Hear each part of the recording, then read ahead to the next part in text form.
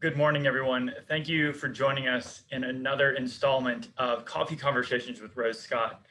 Rose has got a really interesting discussion for us today with some local business leaders talking about the post-pandemic future. What is it going to look like when this is over? What does it look like now? How far are we from being able to keep this together? There's a lot to discuss and a lot to keep up with. And for that, we have Rose here to lead this discussion. We also always want to give a big thank you to the Community Foundation for Greater Atlanta for sponsoring the Coffee Conversation series, and to our coffee sponsor, Dancing Goats. Rose, take it away. All right. Thank you so much, Robert. And thank you all for joining this edition of Coffee Conversation. I've got my coffee as well. In case you're wondering, I have a hazelnut latte with oat milk because my producer, Grace Walker, says I should drink more oat milk.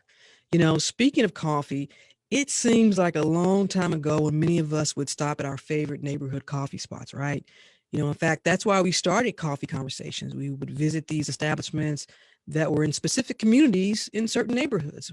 We wanted to spend time with the owners and the community because we wanted to know what issues were important, and we would tape it. It was a live taping of Closer Look. And we hit some pretty cool spots. And then, like everything else, well, the pandemic hit and we had to stop. But here's something else. It's now estimated about 53% of small business owners don't expect to return to what we call pre-COVID operations for at least the next 6 months. And there's something else. For a lot of these small businesses, they may not return at all. And so the question is, here in the Atlanta region, not just how, but will a majority of small businesses survive? Now, before we turn to our full panel, we're going to do something a little different. We're going to hear some stories of how small businesses have made it or struggled, or maybe even a little bit of both. So I want to welcome in Charlene Maggie Diaz. She's the owner of Marguerite's Jerk Bistro, and also Bobby Flournoy. He's a partner at the Point at Cascade and the owner of B&L Brands. So I want to welcome in Maggie and Bobby to get us started. Good Welcome. morning. Thank you. I want to say thank you, Rose, for inviting me to Coffee and Conversation. I have Grandma's Coffee right here, and my Grandma's Coffee is spiced with condensed milk, nutmeg, vanilla, you name the spice, and sometimes a little rum cream to get you going.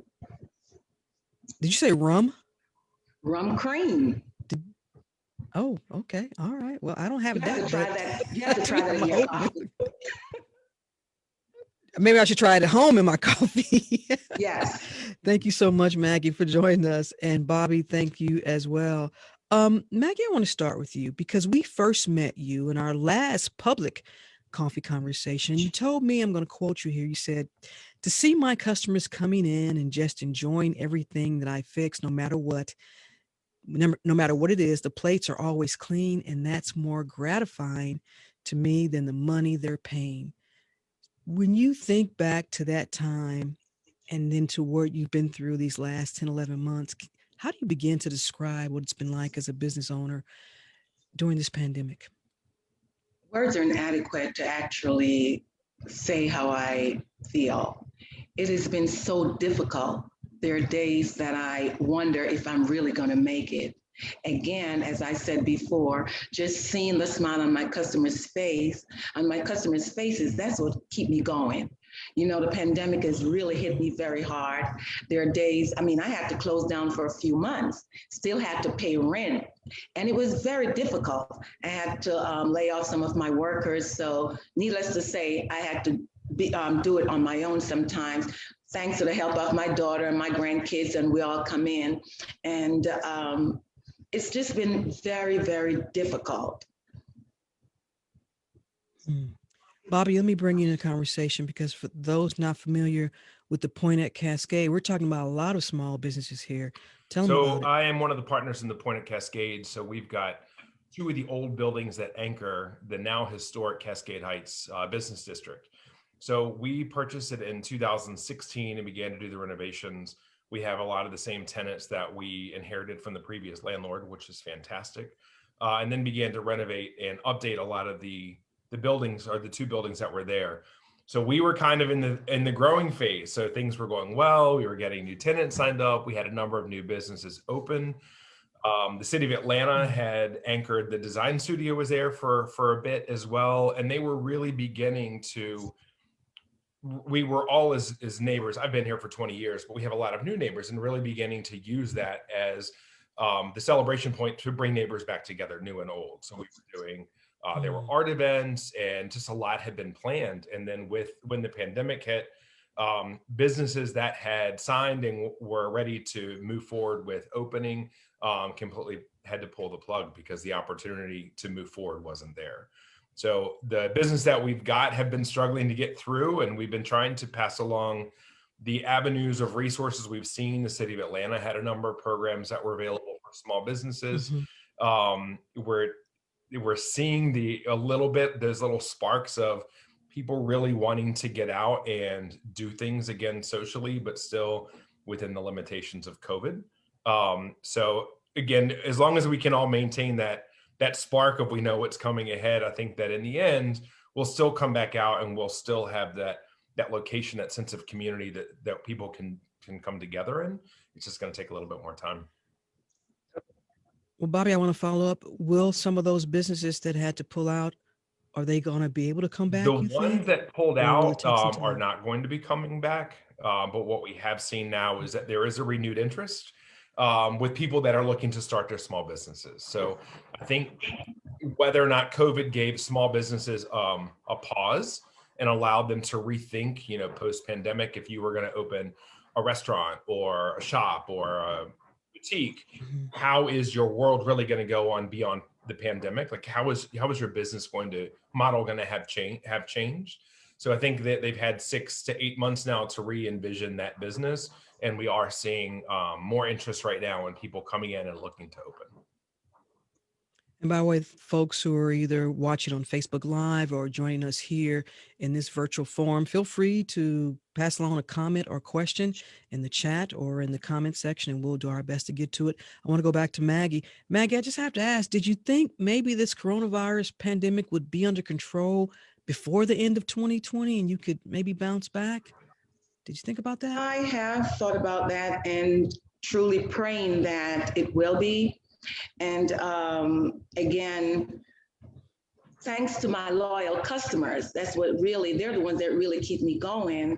And again, just to see them enjoy the food. And that's what really gratifying when I can come in and fix the food, because I'm here in the Grand Park community and I'm the only Jamaican restaurant that's here in the Grand Park community. So I feel like I'm a staple in the community. And I did mention before, but thanks to Monique, she has been with me for over a year, and she has really stuck it out with me, because there are days when we're here and it's like, okay, where are my customers? I had to somewhat transformed my surroundings. So instead of having tables and chairs on the inside, I had to put them out in the hall. I don't have an outside, so I created the hall as my outside so people can really feel comfortable coming in and still enjoying the meal from Marguerite Jerk Bistro. Maggie, let me ask you this. Were you able to qualify for any assistance or qualify for any loans? There were so many programs that we were hearing about. Were you able to get any financial assistance? Not much, Rose. I've tried, and it was not easy navigating through all these applications and stuff. It was very difficult. And you have sent me a few links, and I've tried, but still did not get much. I got $4,000 from the EIDL. And because of everything that was going on and my credit, some of these loans are credit driven. And with starting the business, when I started my business, my construction went on for a whole year. So I was paying rent for a whole year without getting any money. And by the time I opened up, 4 months later came COVID-19. So, and I was too far in to withdraw. I really felt like, oh my God, how am I going to do this? But thanks to my angels, my parents behind me, they're the ones that really keep me going, and they kept me going, saying you can do this. And my customers, again, like I said, I tell you, I cannot express how thankful I am to them, because when they called and realized that I was open, just the joy and the excitement of hearing them like, I'm so happy that you're here and we're going to continue to support you and try to keep you going. But I don't know how much longer, because the rent is expensive. The expenses to maintain is tough. Maggie, if you don't mind sharing, if you don't, we understand your, I guess for lack of better words, your property management company or your landlord, did they work with you at all through all of this? Have they been working with you at all through all of this?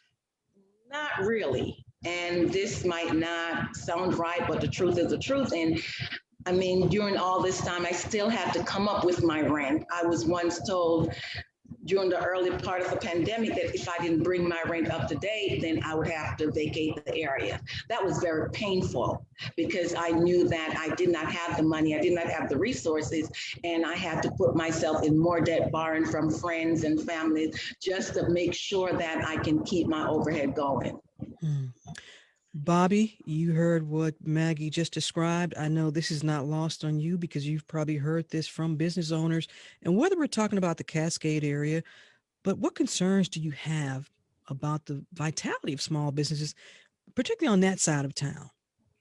I think that I mean, I'll give kudos to the city for trying to implement some programs. So there were at Cascade Heights, we have a business association, and that's both for home-based businesses and for people with storefronts. And while this Invest Atlanta did come out with they were part of the CARES Grant Act funding, they really weren't applicable to people who had small home-based businesses.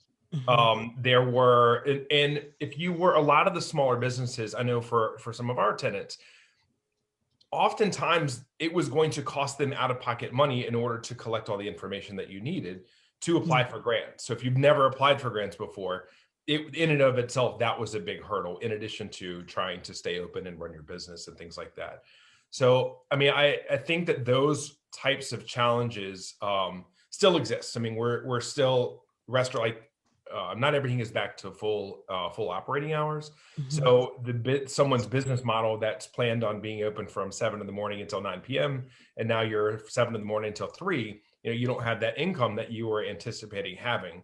I will say that one of the positive things that it did allow us to draw on, so we were beginning to get new businesses.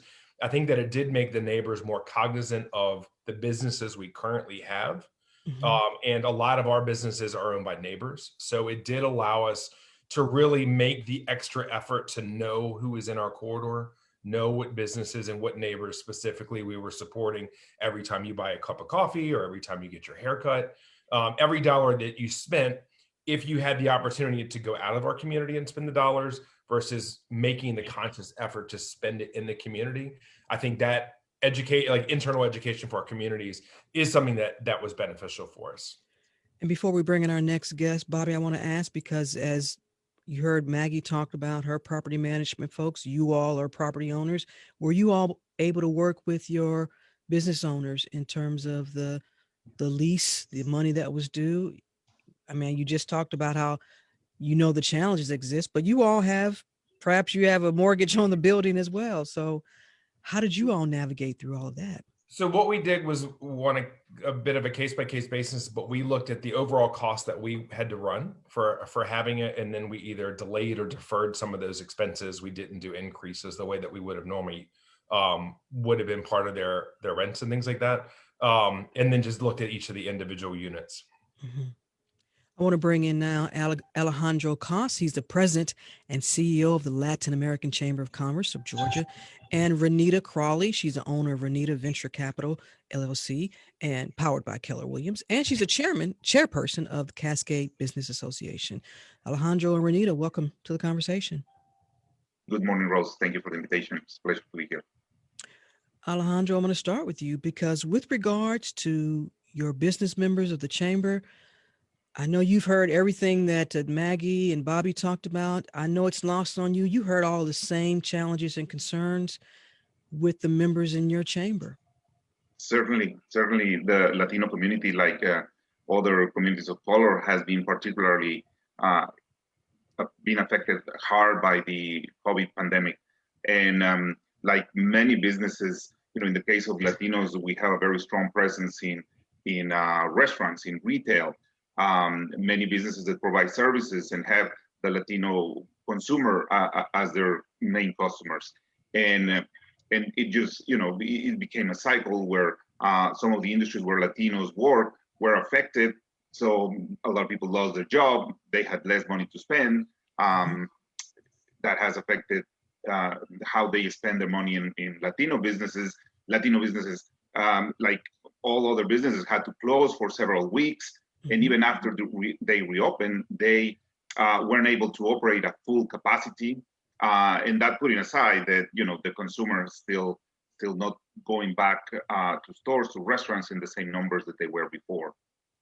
And let's also throw this in as a factor too, before I let Renita answer, because you look at the Hispanic and Black communities who are also disproportionately impacted by the virus from a health and wellness standpoint. And then that affects the small business that may be in their community. So you had all these tentacles tied to that as well. Renita, talk about the business members in your association and how they've been getting through all of this. Do we have Renita? Let's see. Oh, Renita, you need to unmute. Can we mute Renita?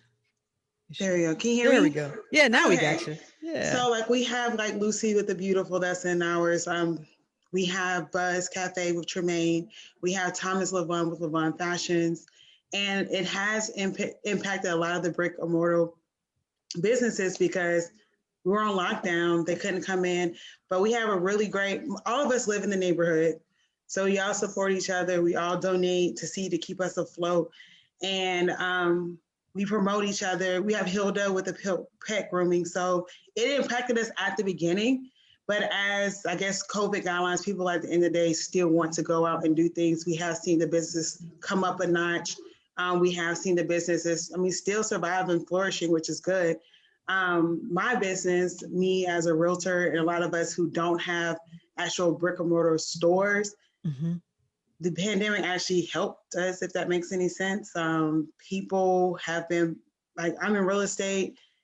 People are buying houses cash right now. I thought it was a pandemic, but I don't know where these people with these cash buyers coming from. People are I understand. Yeah, I understand. A guest just told us that it's like the Wild Wild West out there in terms it of is. So yeah. yeah, like us that's in real estate, credit repair, insurance companies right now that are with the part of the CBA, our business with the pandemic has actually grew tremendously. Our conversations more so has been like how to leverage during this time. Like, I'm a single agent. I need help, like I don't want my services to suffer because an influx of business has happened and I'm not prepared to receive. I want to go back to something that Alejandro reflected on too. And when we talk about the plight of minority-owned businesses as well, and this is something, Alejandro, that I thought was interesting. I was doing some research and it said only 26% of small businesses have at least 3 months of cash readily available, which some people figure is the minimum amount recommended as a safety net. How many businesses you think actually have that 3 months of cash just available in case of emergency? I will say not many.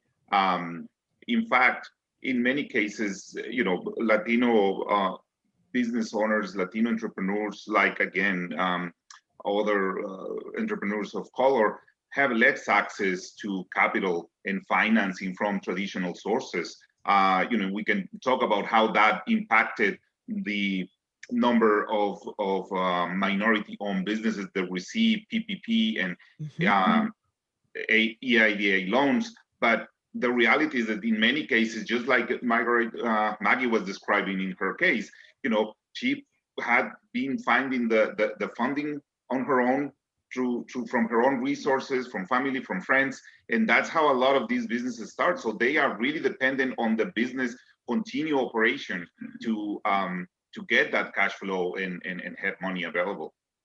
Well, Maggie, let me bring you back into the conversation, because with President Biden's 1.9 trillion American Rescue Plan, they've got about 15 billion going to grant programs, over $1 million to the hardest hit small businesses.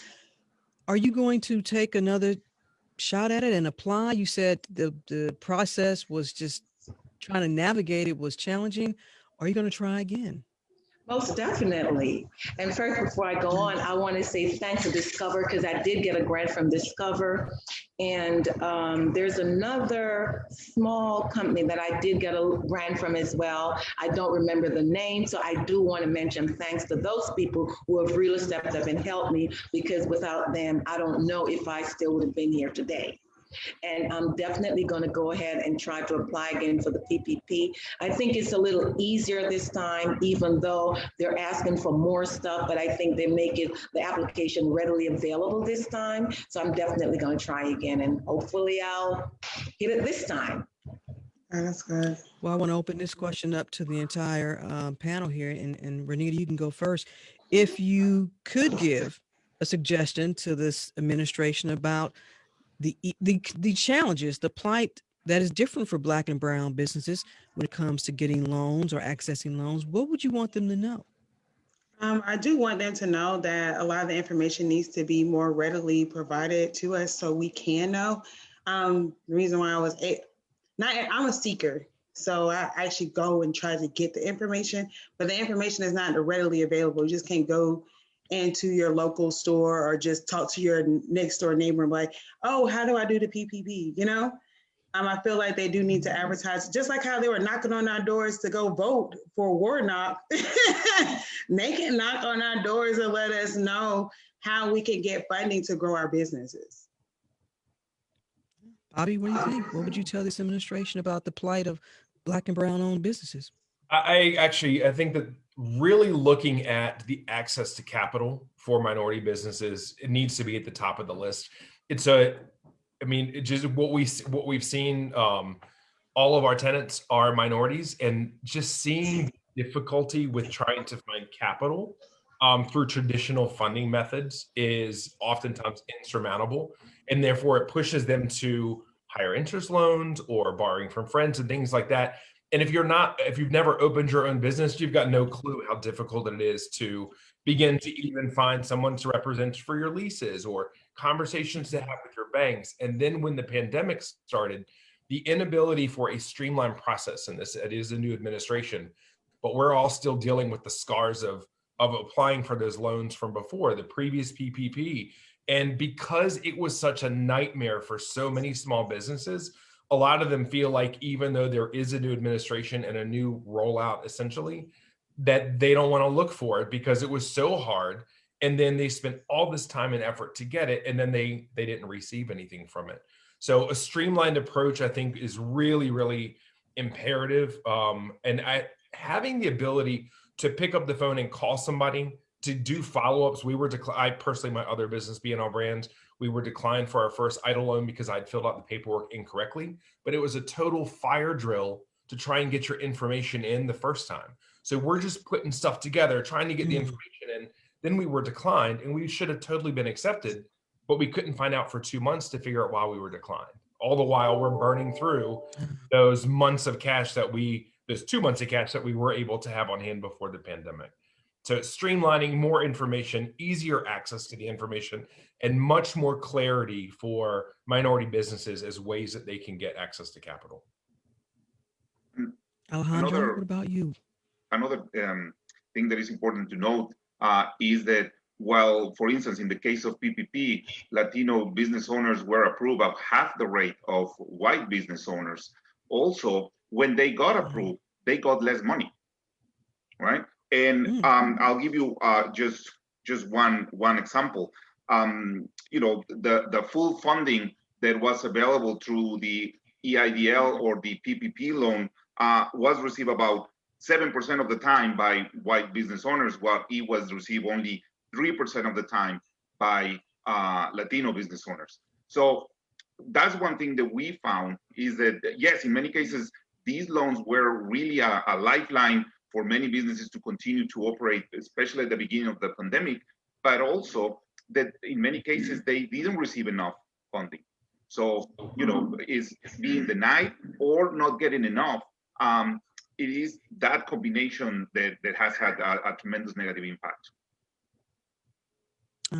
Marguerite, what about you? What would make this process easier for you the second time around? think making the application readily available, as Renita had said before, and just having someone that you can speak to in reference if you're denied, at least let us know why, if there's more information that's needed. Give us the opportunity to present the information so that we can get the money to continue, to strive. Alejandro, I want to go back to something that you were focusing on, because if we want to ensure that relief gets to Black and Brown businesses as well, and I know you're not speaking for the entire, and I heard there's some challenges with some of the banks as well.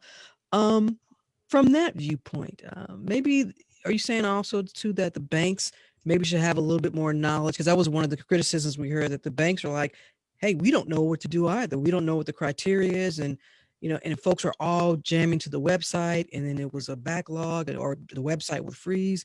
As it relates to lending in these loan programs, you think they need to, maybe the White House should change how they're doing that too?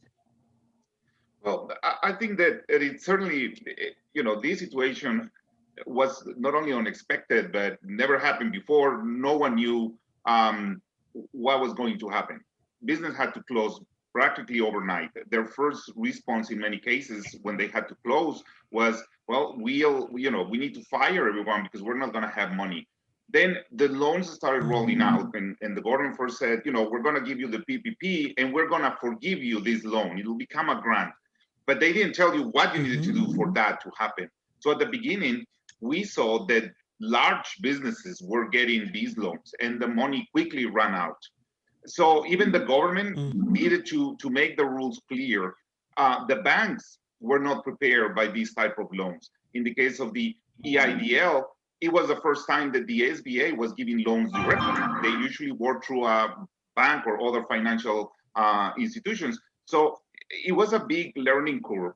But we have now, unfortunately, almost a year of experience. And this is the third time that the government have put funding for the PPP and EIDL loans. And I think that a lot has been learned. I think that the process still needs to take into account some of the particular characteristics and needs of the small business owners, and particularly in Black and Brown communities, like Maggie was describing. But now we see that not all of the banks, for instance, are taking new applications, right?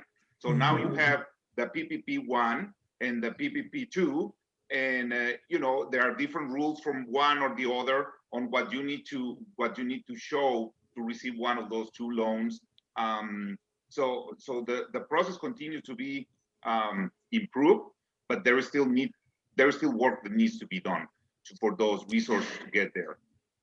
If I might add one more thing, is that Sure. the CARES Act also provided funding for cities, counties, states, and some of the cities have been using those funds to provide grants to small business owners. But each city is decided in a different way, or each county, each jurisdiction is decided in a different way how they are going to use these funding. Some of them have decided to provide grants so that businesses can buy personal protective equipment, face masks, disinfectant and all of that, which is also that it's important to know that these are new costs that business didn't have before, right? But we can get to that later. So some other are for instance, I've seen some jurisdictions that in the case of restaurants, they say, well, we're gonna take this grant money so that we can forgive the renewal of the liquor license, which is quite expensive. Others have or are looking into providing direct funding through grants to small businesses. So even at this point, over almost a year from when the pandemic started, we're still trying to figure out how to provide assistance to small businesses. Bobby, I want to come back to you because you said that you all were denied.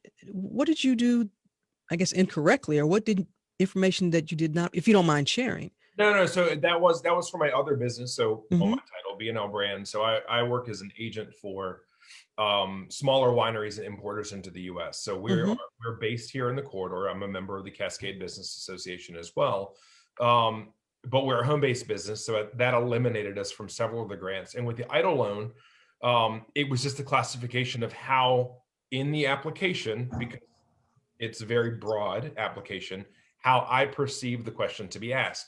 So I classified our company incorrectly, but I couldn't get through to speak to anyone for a month after we were sent the denial. So then that began a process of it was actually 5 months from asking them to reassess the application that had now been updated until we were finally able to get through. But we were at wit's end by the time we were finally able to get it through. I mean, that our EIDL loan came through at the very last second of what was going to be possible to continue into business for 2021. And it wasn't until I finally got somebody that was looking at our application or our new application. And once they get you on the phone, you don't want to let them go because it takes so long to get somebody. You're like, oh my God, don't hang up. Let me get every last piece of information you need. And then just please don't hang up until you've received the email. You've confirmed you've received the email. I didn't miss like your one of the federal forms. I had to send in 5 times, even though it was the same form because they kept losing it. Or it was the form that was updated in 2018 and not 2019. But me as a business owner, I'm Googling the form that they're asking for. I find it online, I sign it and send it in. Oh, well, that's the wrong one. Back to the end of the line. So that was the kind of experience that we had. And again, that inability to consistently reach someone within the SBA to really, I don't need my hand held, but I need the information to be clear. And I need to be able to do it promptly because I'm running a business as well. And you are applying with millions and millions of others. Renita, you heard what Bobby explained his experience. I imagine some of your members of the association probably experienced the same thing. Do you know if any of your members actually received any federal assistance? I do know that I was able to receive assistance, and then also the beautiful restaurant was able to see some assistance for real. I'm not sure if Hilda received it or not with her pet grooming business. Mhm. I know for a fact me and the beautiful did. So the process of it, when I filled out my application, I actually filled mine out directly through the SBA, both of the EDIL and the PPP.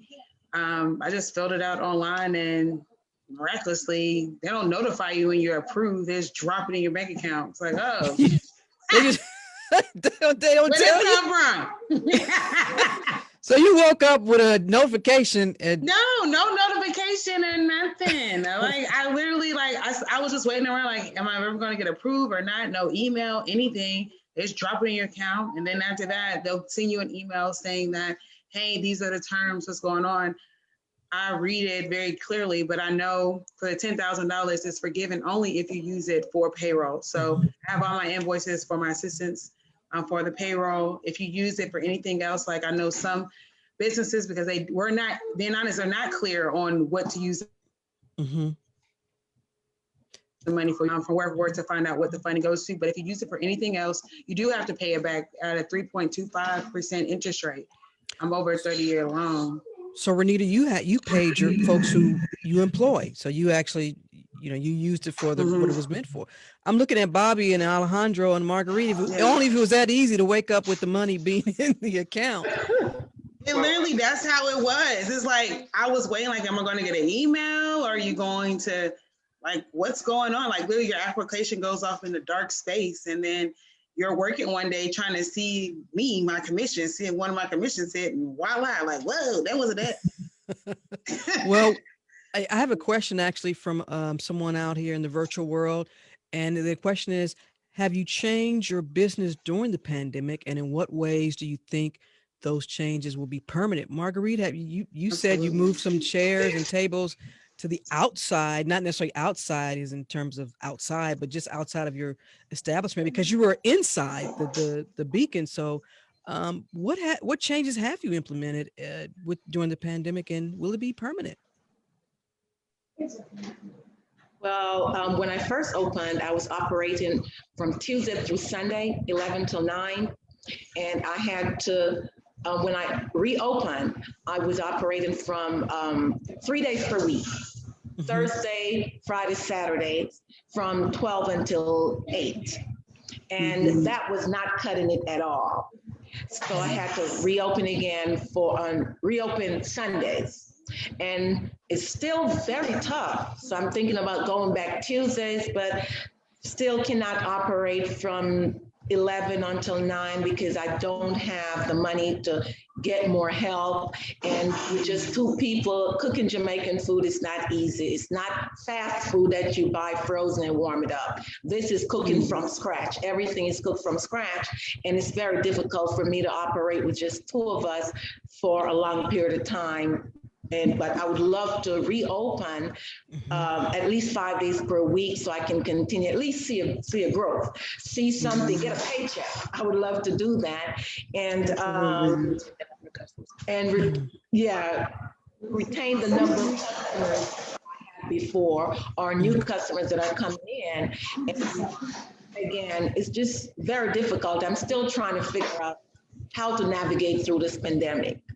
Marguerite, before I move on, Maggie, before I move on, did you change any of the menu to reduce the cost of the expenses you had?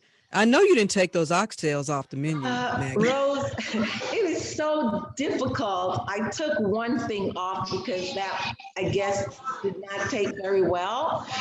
People are still coming in expecting everything that I cook. So I am just here behind the stove, just doing it, and just doing it. And it makes me, again, I didn't really change much of my menu. I just continue to do it. It's tiring, but I think about that when I get home, soaking my teeth, and that's it. By the way, I'm joined by Charlene Maggie Diaz, owner of Marguerite's Jerk Bistro in Grant Park. Also joined by Bobby Florno, who's a partner at the Point at Cascade and owner of B&L Brands. Also joined by Alejandro Coss, who is the president and CEO of the Latin American Chamber of Commerce of Georgia. And Renita Crawley, who's the owner of Renita Venture Capital. She's a realtor and chairman of the Cascade Business Association. I have another question for y'all from an audience member, and Alejandro, it's directed toward you. How are it says here, how are the Latin businesses doing? Because they're also facing, and I think we kind of talked about this, but also facing high numbers of COVID infections. And then for some, they have to go out and work. But part of that is also making sure they're not bringing as a person said, bringing the virus back home. Has that been a challenge that you've heard from some of your member businesses? Certainly, we have seen, very high rates of COVID infection in our community. As I mentioned, a lot of Latino businesses serve the Latino community in retail and restaurants, other services, even medical doctors' practices, and so that has had a very negative impact in the business, and that becomes a cycle, right? Going back to your other question of how business have adapted to this new situation. In the case of restaurants, a lot of them move towards delivery and pickup. But in the case of retail stores that sell clothing, shoes, and other things, they didn't have a web presence, for instance, so it has become harder for them. So those businesses, again, that serve the Latino community are affected in a higher rate because of the situation of the COVID infection rates being higher in the community. Well, Alejandro, let me ask this. How has the chamber been able to help your member businesses? What have you all been doing these last 10 and 11 months? Oh, what have we been doing? Yeah. Well, the first thing that we did is that we suspended not only all of our live programs, but the program that we had for 2020 that went out the window, and we pivoted to provided information virtually, provided all the information that we could to our not only our members but to the Latino business community, bilingual information, technical assistance. As soon as sometimes we were doing Facebook Lives and webinars on a weekly basis, because from week to week, the rules from the EIDL loans or the PPP were changing.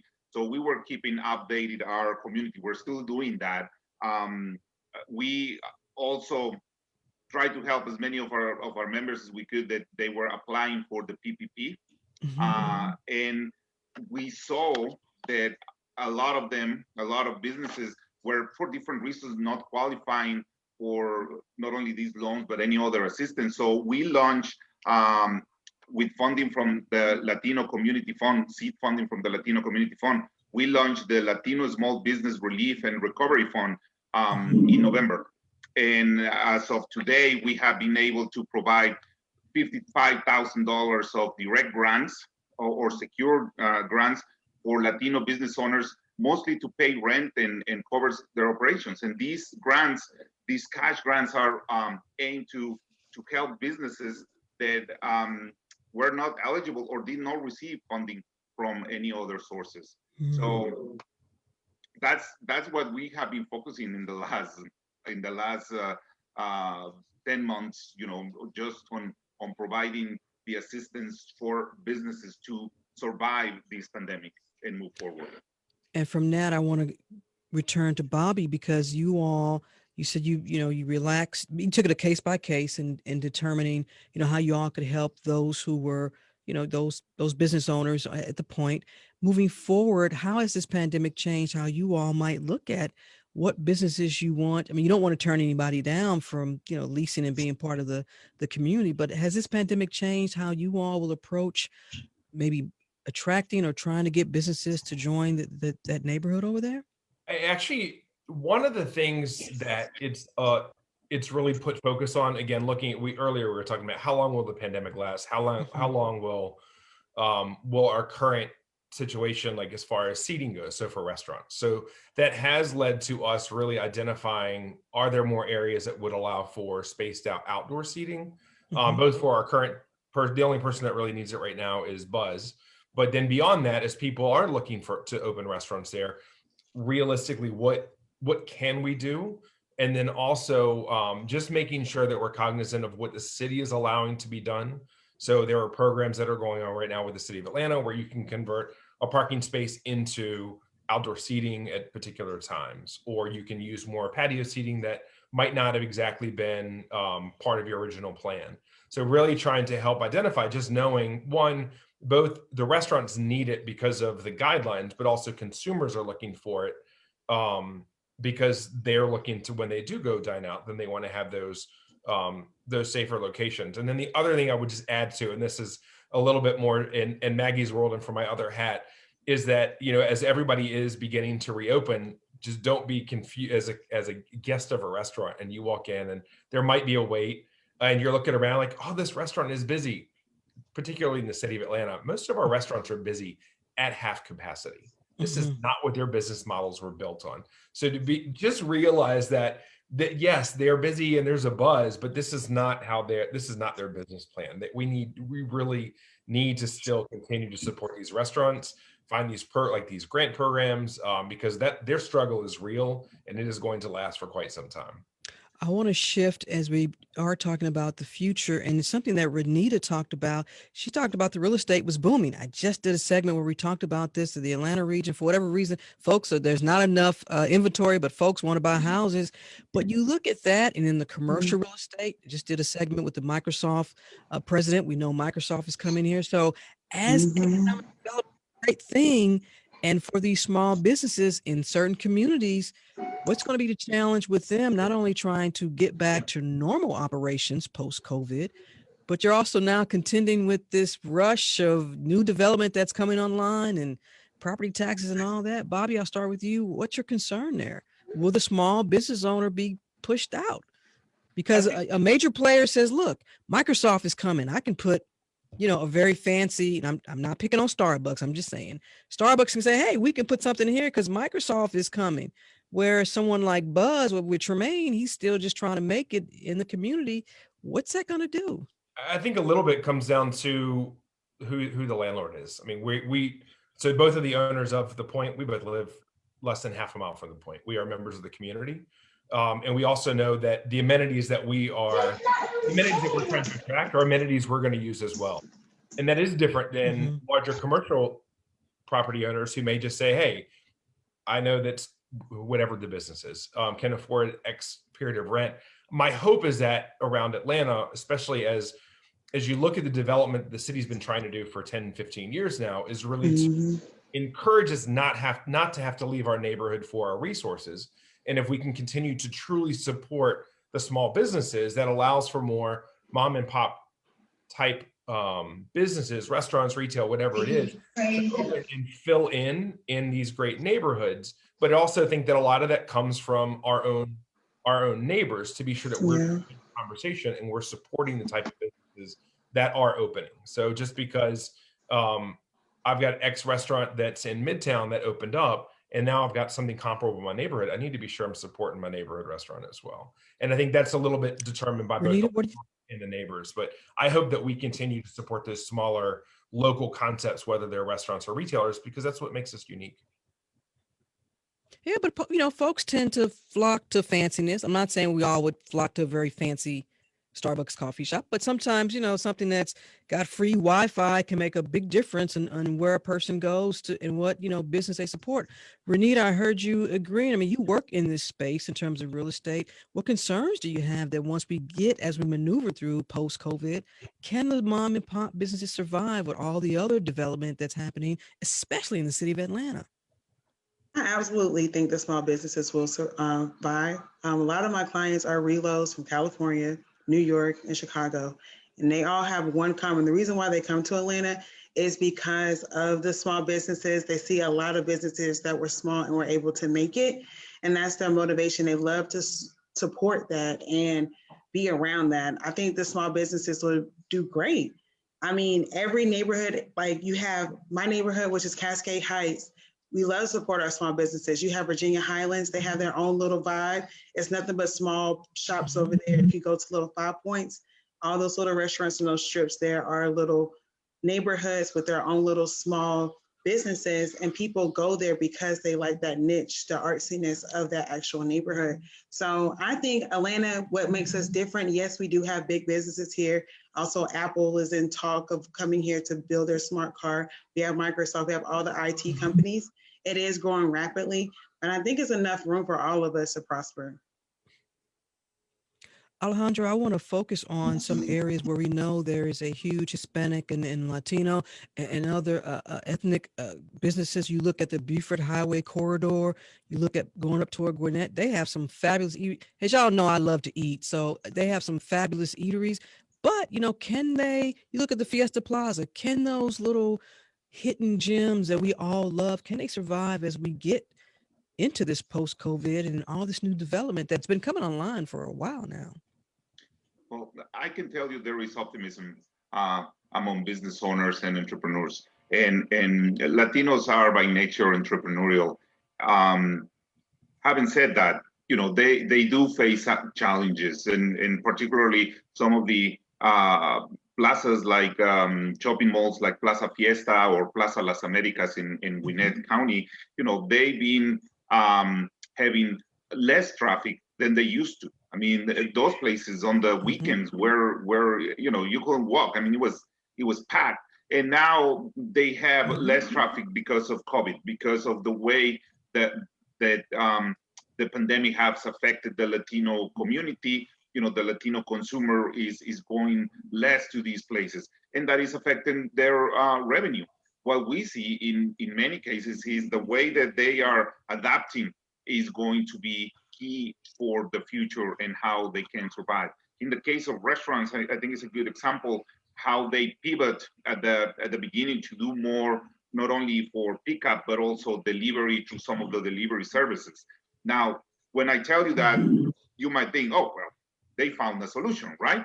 But the problem is that these services have a cost, and they're ain't cheap, right, Maggie? So while it might be a solution, it is not the solution. No one started the restaurant thinking that they were gonna survive or make their money through delivery or through pickup.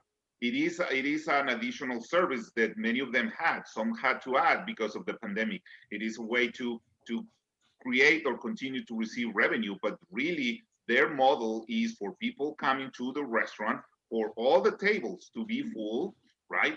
For have the necessary turnover of those tables. So we need, and as the vaccine is rolled out and consumer confidence return, that is really going to be the key.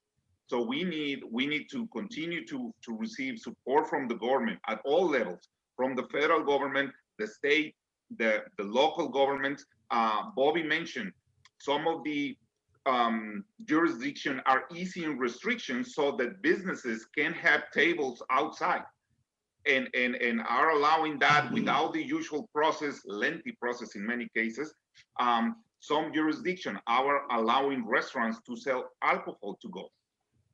And those measures have a big impact, a big positive impact, and are helping restaurants. In the case of the state, we're asking that the state, just like the IRS did, put a little bit of I don't want to say a holiday, but allow businesses to pay some of the sales tax, later, and so that it allows them to continue to have a positive cash flow and have the resources. So it is not only from the federal government. All of these things, along with the how the vaccine rolls out and the consumer confidence return, is really what's going to have to make a difference. Maggie, we started this entire conversation with you, and you were talking about the passion you have. And I know over there at the Beacon in Grant Park, and they're building, more condos and townhomes and what have you. So that is some extra, potential foot traffic. But where do you hope to be in, let's say, a year from now? And I'm going to ask you this too. Do you think you can hold out? You can hold on for another year? Rose, to be honest with you, I don't know if I can hold on. I pray every day, and a little tears might shed because I'm very passionate about what I do. Mm-hmm. And, but it's difficult from one month to the next. Am I going to be able to pay my rent? And if my rent is late, they still hit me with the late fee. And even though there are condos that are building up around, and yes, they are supportive at times, but again, I think people are still leery about coming on the inside of the building. I don't have access to outdoor seating. I tried, but it's very difficult because of where I'm situated to really fix the food and run it outside. That was mentioned that, okay, you could use a part of the parking lot for seating, but I would have to have more staff to be on the outside to tell me, it's just not that easy to navigate from here to the outside. And hopefully in a year or so or more, if given more support, or if given the financial support, I think I'll be able to carry on until the end of my lease. I really wish that I didn't sign such long of a lease, because if I didn't, I would not be here.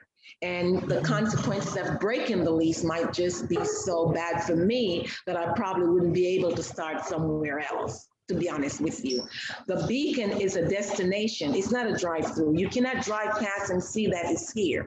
It's not clear what's on the inside of the Beacon, because when you pull up in the parking lot, yes, it's obvious what's on the outside, but because inside there's nothing attracting you to come in. So my customers say, oh, I didn't even know you were here. I live in a community and I didn't even know. I thought it was just offices in here, offices that are in here. So, it's very hard. And I just don't know. I really don't know.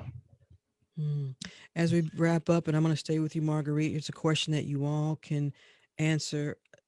For someone out there who's watching or listening to this, and maybe they have concerns, they want to be a business owner, they want to be a small business owner in their neighborhood, what do you want to offer to them? And whatever that gold nugget is for you, what would you tell them during this time? Marguerite, you go first.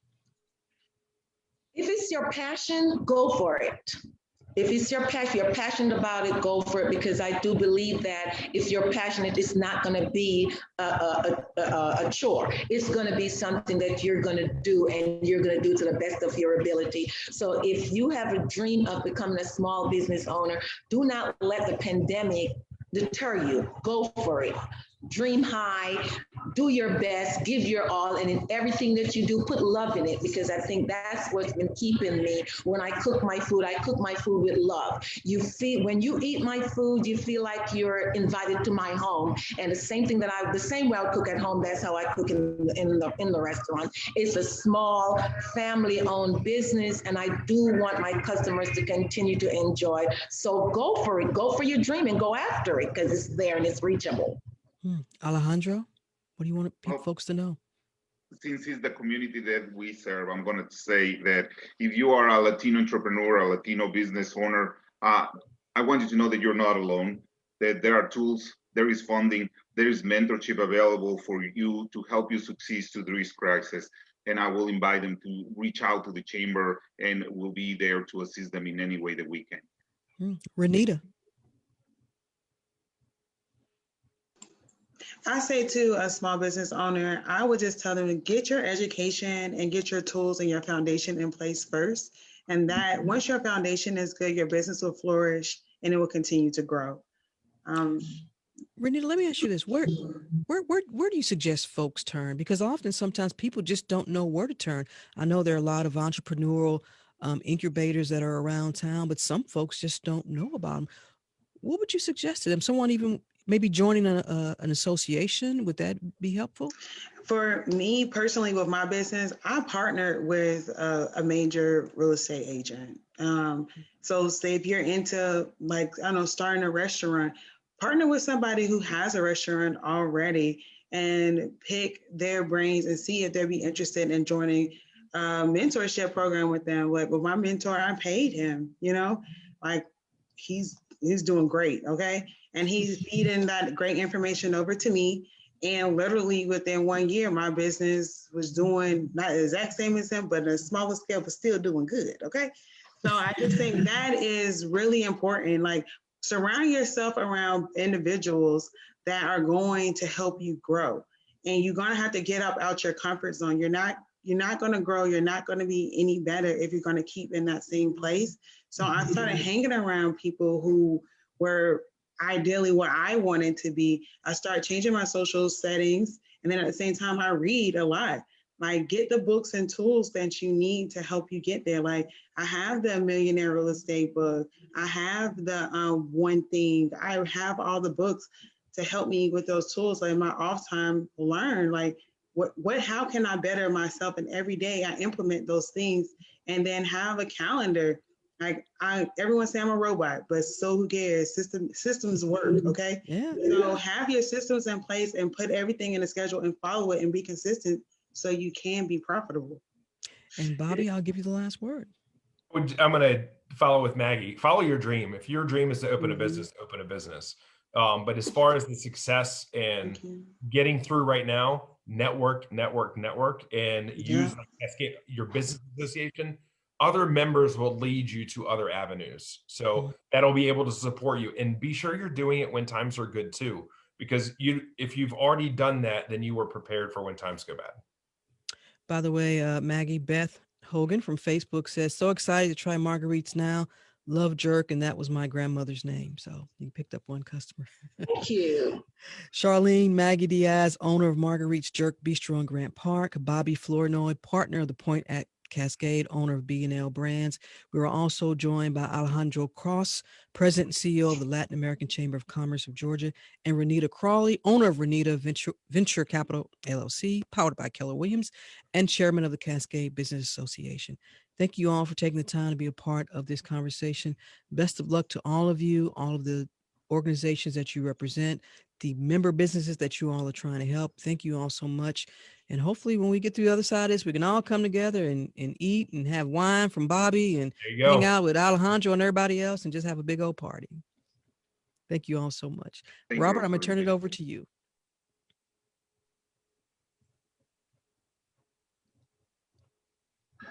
Thank you so much, Rose, and thank you so much to all of you Again, we'd really like to thank the Community Foundation for Greater Atlanta for all of their support during the Coffee Conversation series. And to our coffee sponsor, Dancing Goats, a little bit jumpy right now from that good coffee that Chuck gave me this morning. Continue, obviously, to listen to Rose. She has these conversations with these kinds of community leaders every day, twice a day on Closer Look. And we hope that you will continue to join us in different spaces, whether it's online, whether you're listening to us on the radio. Give us your feedback. Tell us what's going on with you. Tell us what you're seeing in your neighborhood, and make sure that we hear about the stories that you may hear about first. Thank you so much for your support. Everybody have a wonderful afternoon.